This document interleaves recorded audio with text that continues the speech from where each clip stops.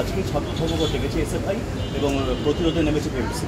একটি ছাত্র বিরোধী কাজ আমার মনে হয় উচ্চ মাধ্যমিক চলার দিন শুরুর দিন ছাত্র ধর্মঘট ডাকা উচিত নয়, আর ছাত্রছাত্রীদের অসুবিধা হবে এরকম কোনো কাজ করা উচিত। আমরাও বিক্ষোভ দেখাবো ভেবেছিলাম, সেই বিক্ষোভকে আমরা সেজন্য এমনভাবে পরিবর্তিত করেছি যাতে কোনো ছাত্রছাত্রীদের অসুবিধা না হয়। নর্মাল যে গণতান্ত্রিক পদ্ধতিতে আমরা রাস্তায় নেমে যেভাবে অবরোধ করে বা এইভাবে বিক্ষোভ দেখে সেই ধরনের বিক্ষোভ ভারতীয় জনতা পার্টি করছে। মেদিনীপুর কলেজে দেখা যাচ্ছে সংঘর্ষ তৃণমূল ছাত্র পরিষদ এবং এসএফআই। এখন পশ্চিমবঙ্গের বিভিন্ন জায়গায় এটা হবে, তার কারণ হচ্ছে মমতা বন্দ্যোপাধ্যায় এসএফআইকে হাইপ দিতে চাইছে, মানে সিপিএমকে হাইপ দিতে চাইছেন। কারণ মমতা বন্দ্যোপাধ্যায় বুঝে গেছে বাংলাদেশের চিত্র দেখার পর এবং পশ্চিমবঙ্গের সরস্বতী পুজো বন্ধ হওয়ার পর পশ্চিমবঙ্গের হিন্দুরা বুঝতে পেরেছেন যে আগামী দিনে বাংলাদেশ পার্ট 2 তাদের জন্য অপেক্ষা করছে। এবার হিন্দু ভোটকে ভাগ করতে হবে, তো হিন্দু ভোটকে ভাগ করার জন্য তো হিন্দু ভোট যদি সব বিজেপি পেয়ে যায় আর 4% ভোট পেলে তো বিজেপি সরকারে চলে আসবে। তাই হিন্দু ভোট ভাগ করার জন্য এখন সিপিএমকে তোলা হচ্ছে। সিপিএম এখনো সামনে দিকে যাবে, এসএফআই সাথে সংঘর্ষ হবে, সিপিএম নেতাদের ওপর হামলা হবে, সিপিএম পার্টি অফিসে হামলা হবে। কারণ রাজনীতিতে আপনি তখনই হামলা হয় যখন আপনি প্রাসঙ্গিক হন।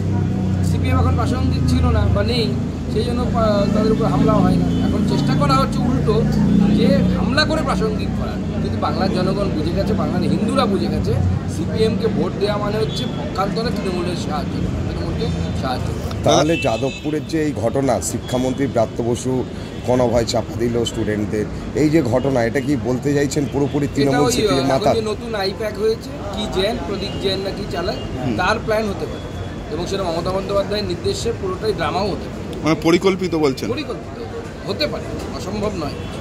কারণ আইপ্যাক এই ধরনের বহু কাজ এর আগে আমরা দেখেছি করেছে, যেমন উদাহরণস্বরূপ 21 সালে বিশ্ব হিন্দু পরিষদের নামে ভুয়ো প্রচারপত্র বিলি করা এর আগে আমরা দেখেছি। হঠাৎ করে কালিয়াগঞ্জ বাই ইলেকশনের ঠিক আগে ভোটের দিন সকালবেলা উত্তরবঙ্গ সংবাদকে নকল করে লিফলেট বিলি করে দেওয়া, যে দেখা যাচ্ছে যে সার্ভেতে টিএমসি দিচ্ছে। এই ধরনের বহু এরকম করে যারা ভোটে জেতার জন্য এত নিম্নরুচির পরিচয় দিতে পারে তারা এই ধরনের কাজ করতে পারে। আমার লোকসভা কেন্দ্রে আমার নামে লিফলেট বিলি করে দিয়েছিল আইপ্যাক, যে আমি ক্ষমা প্রার্থী, আমি ভোটে হার স্বীকার করে দিচ্ছি, আমার নামে লিফলেট বিলি করেছি। আইপ্যাক করে আজকে উচ্চ মাধ্যমিক পরীক্ষার্থীদের উদ্দেশ্যে কি বলবেন? আমার তরফ থেকে সকল পরীক্ষার্থীদেরকে শুভেচ্ছা জানাই এবং তাদের আগামী দিনগুলো খুব ভালো হোক সেটা আমি আশা করি। সুন্দর করে পরীক্ষা দাও, কোনো টেনশন করবে না। আর মনে রাখবে যে পৃথিবীর কোনো পরীক্ষায় তোমার মধ্যে কি কোয়ালিটি আছে বা কি উপকরণ আছে তা জাজ করার জন্য যথেষ্ট নয়। পরীক্ষাকে পরীক্ষার মতো নাও, is a part of life. পরীক্ষা পড়াশুনো করে দাও, তারপরে পরীক্ষার রেজাল্টের জন্য অপেক্ষা করো। বাট কোনো পরীক্ষা, কোনো রেজাল্টই তোমার মধ্যে যে প্রতিভা আছে সেই প্রতিভাকে প্রকাশ করতে পারে না।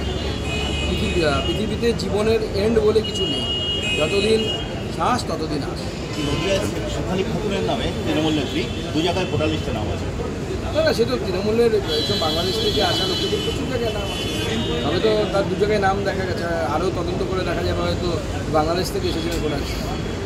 চলো শেষ করে ঢাকার প্রতিটা দিল্লির লোকেদের জন্য কিছু জানতে হবে।